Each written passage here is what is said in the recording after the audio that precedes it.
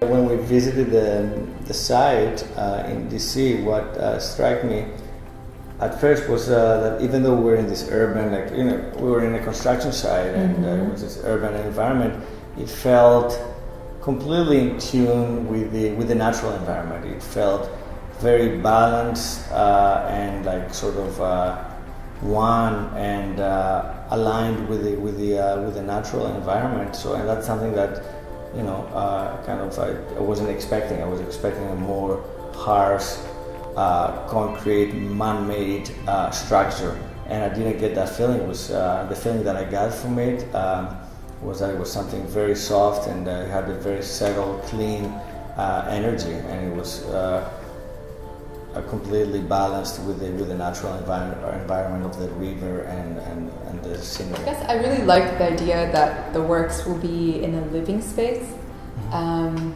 that it's like it's a common area, right? It's a part of the building that is shared by all of its inhabitants.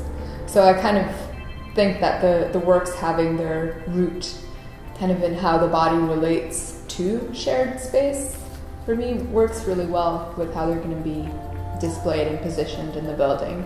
A lot of the forms of the work too, like the black geometric shapes, they come from calisthenic movements. So poses that we kind of like have all done as groups in schools or gym class. So things like jumping jacks or like squats or like touch your elbow to your knee, sort of like these very basic exercises that in my mind kind of relate to being raised and brought up to live in a communal environment. There is this beautiful part in the initiation ceremonies in Freemasonry in which the candidate, the initiate, is asked where he's coming from and where he's going, and his answer is from west traveling east, and he's then asked why he left the west to travel east, and his answer is in search of light. In search of light for me represents the quest that we go through in our lifetime, seeking for the truth. This is a quote that's attributed to Goethe, the German philosopher. The gist of it is that there's an element to all acts of initiative and creativity that being unaware of can kind of lead to the premature death of the project. And this is the fact that once you've definitely committed to doing something, to an idea or to producing something, then the universe kind of moves itself around to facilitate what you're going to do. And suddenly all these things start to happen, and weird like luck might happen that's kind of like helping you and guiding you towards achieving what you've committed to. But that there's this element of commitment that's like the most important and significant step to take in achieving anything. And I like the fact that this quote is attributed to Goethe, and I've had it on my studio wall for a really long time. And I researched it and found out that it's actually not Goethe at all, and that it's one of the most famous misattributions of a quote. That the quote came, in fact, originally from a mountain climber who, after succeeding some big endeavor, I can't remember what mountain exactly he was climbing, came down and gave this interview, and this is a quote taken from that interview. So I kind of like the sense that it was attributed to Goethe, but in fact was something that somebody came to as a conclusion by literally doing something physically, so that these kind of higher philosophical concepts can also be achieved by physically and bodily engagement with reality as opposed to just thinking.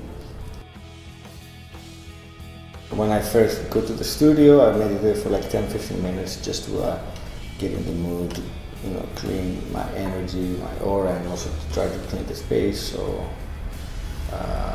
that's pretty much the only ritual that I have, just a few minutes of meditation. The first thing I do when I come into the studio is I draw, and the drawings are intentionally very focused, not aiming to produce anything that I'll ever show to anybody. It's kind of like a non-judgmental moment for me where I'm uncritical. And then do some reading as well in the morning, first thing. My studio is where I keep my book collection. I collect first edition mystical and spiritual books. So they tend to be like over 100 years old, most of them. So those books, they actually bring in their own aura and their own energy to the studio. So they contribute to the overall feeling and energy of the studio. I see it more as a space that's like constantly changing, and that needs to be able to constantly change to kind of feel like I can create within it. So it's like something in flux. In my case, the video that I did, it was more based on the idea of sort of the relationship between the macrocosmos and the microcosmos, my inner self and the universal cosmos. So that kind of dialogue between like the small and the big picture. And it happened after like a series of sort of experimentations that I was doing with the video camera in my studio by using like different mirrors, different light sources, and a whole bunch of gold dust, 24 karat gold dust. I don't think it was like necessarily like a specific like event that inspired it. I think it's more like something slower than an event, like something that I think of as like a state. For me, it's more the notion of personal space. So it's like that sense or state of feeling that there is proprietary space. So, if I do this, that if someone puts their hand through there, they're kind of invading my personal space. And if it's a total stranger on a crowded subway, then that I would feel like that was invasive. So I guess it's maybe experiences or the state of being in a crowded urban environment that kind of generated the ideas for the work, as opposed to like a specific event. It's more like just that experience of being surrounded by other people, probably in the subway.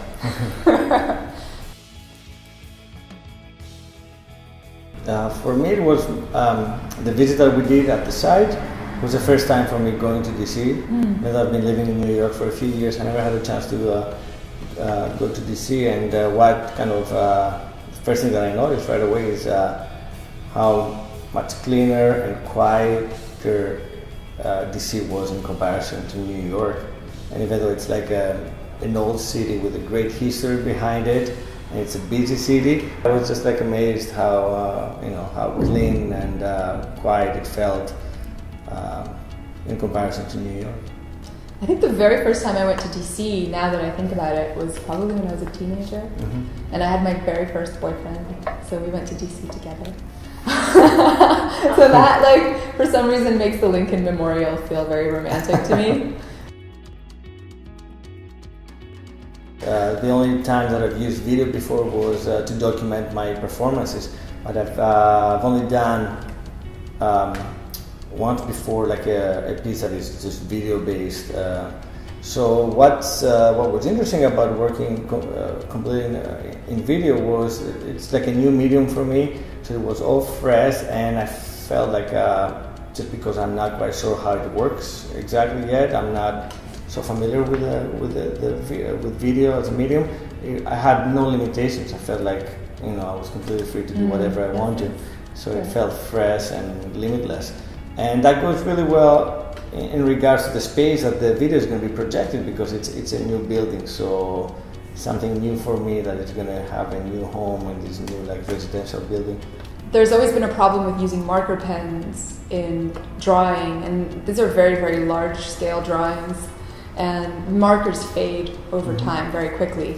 So it's kind of frustrating to want to do something very colorful and that has the specific quality of not having a paintbrush mark, but not being able to do it in any other way other than using a brush. So being able to use a marker pen that has acrylic paint inside of it for me was really exciting, as geeky as that might sound. So being able to just draw like I would with a pencil, but knowing that it was colorful paint was quite a nice experience. and just kind of doing the preparing the panels myself, and just sitting here in the studio and like layering them with gesso and sanding and layering them and sanding. There was a long preparatory process to being able to do the drawings. So by the time it actually came around, there was something quite magical about sort of touching the first, making the first mark on that like beautiful white surface that took me a week to prepare.